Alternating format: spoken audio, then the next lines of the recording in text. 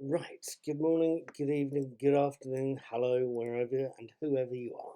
My name is Paul, I'm also called Knack. I'm the brains behind Knack's Daily Teaser, which is a daily brain teaser quiz. You'll probably see them floating past here on YouTube. I also talk about films that I've seen and enjoyed and do videos about those.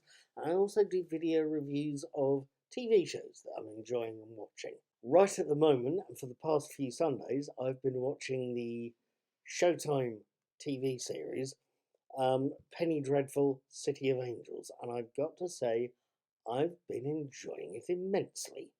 Let me try and give you something of a potted summary of this week's third episode, Wicked Old World. Episode 3, Wicked Old World, opens with the by now traditional summary of last week's episode. Then opens in the LA City morgue, where Detective Mitchener, Nathan Lane, has found two of his fellow Nazi hunters, or at least has found the dead and extremely burnt bodies of his fellow Nazi hunters. There's a dramatic scene in this where as he's Jewish, it's an old Jewish custom, he rips off the collars of his clothes in mourning. It's quite uncomfortable to see. Let me move on before I get too distracted.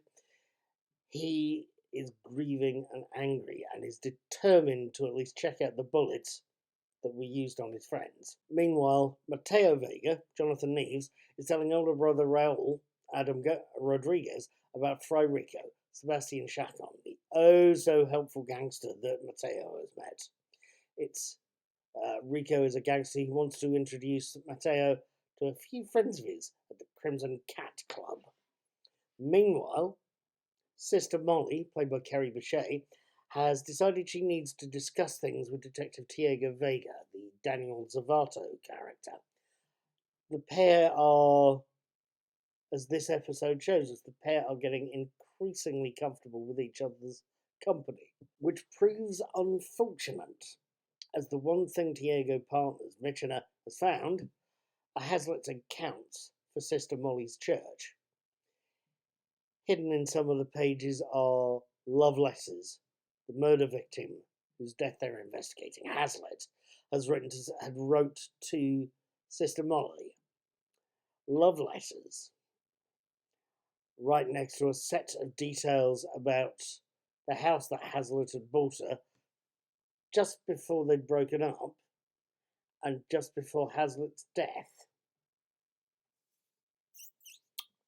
It's getting interesting, I think. Now, have I watched another good episode tonight? Have I seen another fantastic piece of work? Yes, I damn well have. Oh dear me, yes. Wicked Old World, much like Last People's Dead People Lie Down, is another episode that's taking the overall story forward and at a nicely measured pace. It seemingly doesn't have much in the way of the supernatural going on, given this is a Penny Dreadful spin-off. But yes, there's a little bit of magic there. There's a bit of supernatural activity going around. Natalie Dormer in full-on Magda mode, sashaying down one street while shop windows exploding behind her. Yes, there's magic going on. There's a demon at work here. The characters are being carried forward as well. Tiago is getting closer to Molly. We can see that there's a thread running through there. One amongst many, I should say. The corrupt Councilman Townsend is getting very much out of control, leaving Alex, the Natalie Dormer character who's trying to rein him in, is getting furious. There's a lovely little scene there, an image of her staring at the councilman's car driving off, and just the look on her face is not necessarily one I'd want to see in real life, let's put it that way. Dr. Croft, the Rory Kinnear character, he is getting more and more involved with Elsa, a Natalie Dormer Magda character. I hope she's getting paid well for this. She's doing a lot of work, Natalie Dormer, and it's doing her no disservice. She's doing well with it, I think. So there's that thread going on, and in between that, Mateo, Diogo's younger brother, he gets introduced by Rio, played by Natalie Dormer, and that interaction is another good thing to watch. A little bit of history for you. There's a group of families in the US called the Boston Brahmins. They're the upper class posh families in New England, and they're descended from the early British colonists in the States. They are serious money, seriously posh, seriously conservative, seriously traditional. But they're the families who arguably founded the United States. The Rio character that Natalie Dawn was playing, this take on Magda,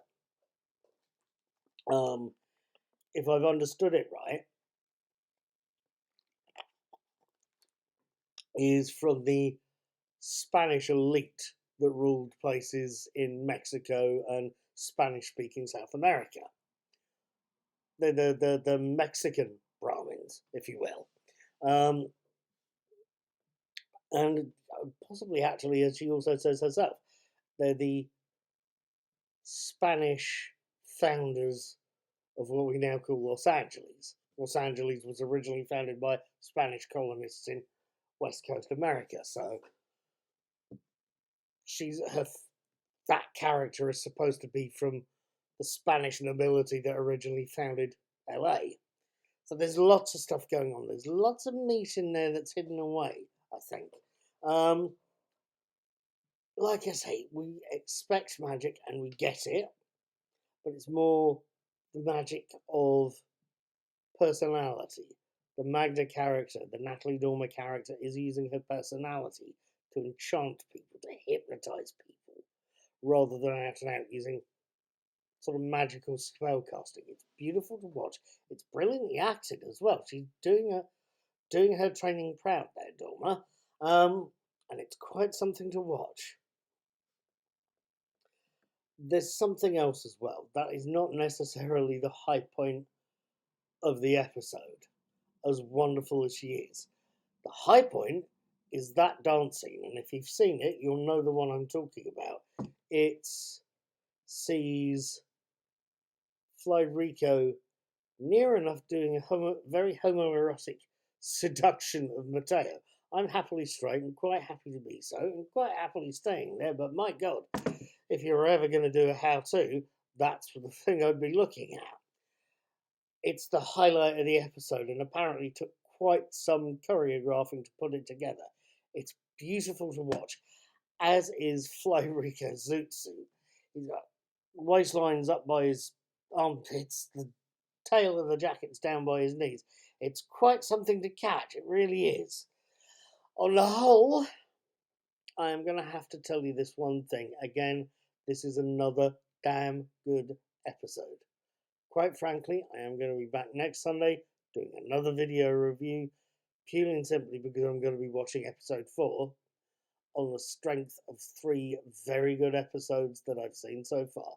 I hope you'll join me for the journey. I hope you'd like to leave me a comment. Thank you for watching. Have a good week. See you next Sunday, okay? Take care now.